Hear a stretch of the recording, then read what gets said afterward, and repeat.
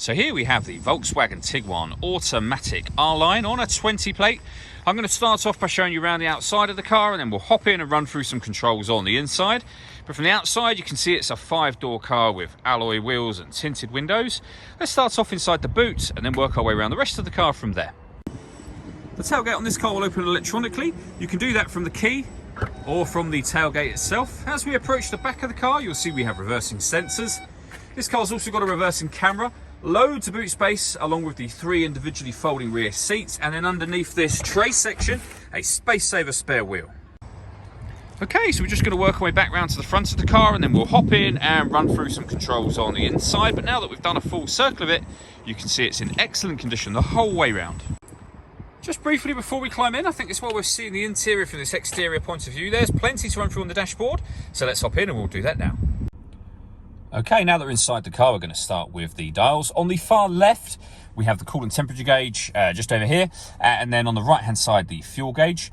In the middle, you can see the total miles for this car. They are 5,664.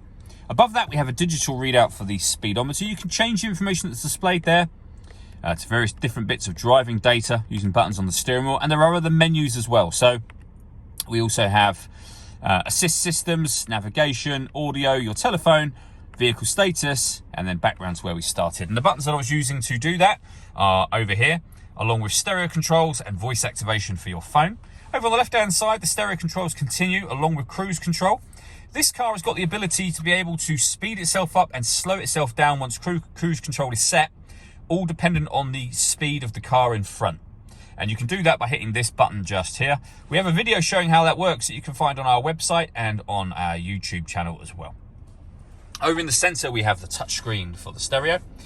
So first of all, we have the radio, of course. This car has got DAB, FM and AM radio. If you want to listen to your own music, you can do. You can either go back to the menu, which is where we were, and you can hit media, or you can select media from the side menu just there. At the moment, nothing is connected. You can listen to your music in a number of ways though. And you can see those being displayed on the screen now, and they include Bluetooth audio. So not only can you make and receive phone calls, you'll also be able to stream your music wirelessly as well, after you've paired your phone, of course, which is done just here. This car's also got satellite navigation, which is accessed up in the top corner there. There's a full video, again, showing how that works on our YouTube channel and on our website. If I pop the car into reverse, you'll see this car's not only got a reversing camera, but it's actually got a 360 bird's eye view image of the car as well. So you can see it parked in the space that it's in. It does make it very easy to park this car, and you get these guidelines that show you what direction the car is headed in relation to the image being shown on the screen. And there's even more to the parking, which we will come back to in just a moment. Further down here, we have the dual zone climate control, so you can adjust the passenger temperature and the driver temperature. You can increase and decrease the fan speed from here. You can determine where you'd like the air to be diverted once it enters the car. This button will turn the air conditioning off or back on again. Or you can hit auto. The car will now maintain the temperatures you've asked for by taking full control of the fan speed for you. You can override that whenever you like. We have a heated driver's seat with 3 different heat settings, and a heated passenger seat, again, with 3 different heat settings.